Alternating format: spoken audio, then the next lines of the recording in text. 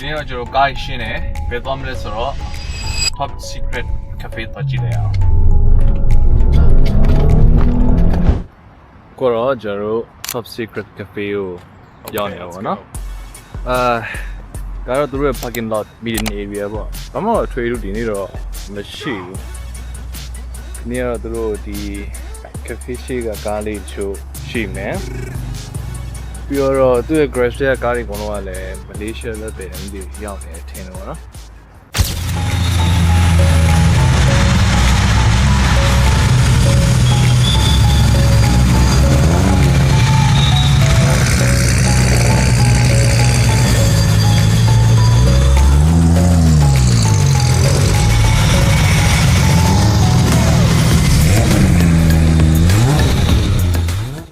ဒီဟာတော့သူ့ရဲ့ garage ပေါ့နော်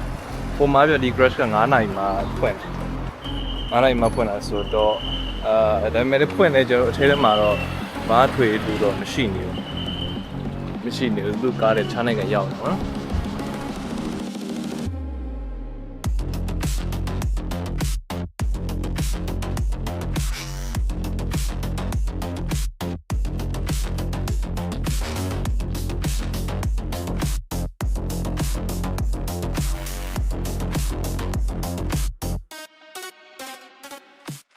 အခုကျွန်တော်ရောက်နေတာတော့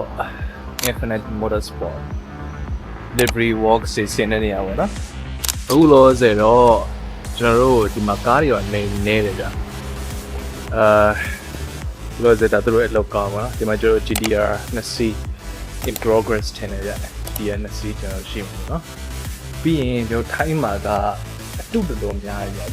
ရဆိုတော့အကယ်စီးတစ်ခုမှာဂျင်နာတို့ဘာလို့ရှိတဲ့ခါကျရင်ကျွန်တော်ဒီမှာ Liberty Kit Body Kit တွေ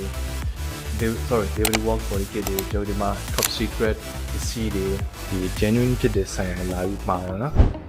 ကျွန်တော်ဒီမှာတော့ BMW Z4 လေးထင်နေရတယ်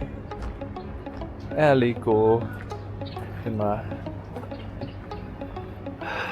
LBWK လေးစင်တာတော်လေးမတော်လေးလှတယ်ဗောနော်အဲ့ဒါအခုလောလောဆယ်တော့ကားတွေတိတ်ပြီးတော့မရှိသေးတဲ့အတွက်ကြောင့်ဗီဒီယိုတချို့ clip လေးထည့်ပေးမှာဗောနော် Okay ကြာပြီးတော့ time မှာကျွန်တော်များသောအားဖြင့်ကျွန်တော် hybrid တွေပါတယ်စိတ်ဝင်စားကြတယ်ဒါပေမဲ့ဒီမှာ E63 AMG အရန်ရှားတယ်ဗောနော်အရန်ရှားတယ်ဒီမှာကျွန်တော် V6 ဒါမှမဟုတ် hybrid တွေပဲညာ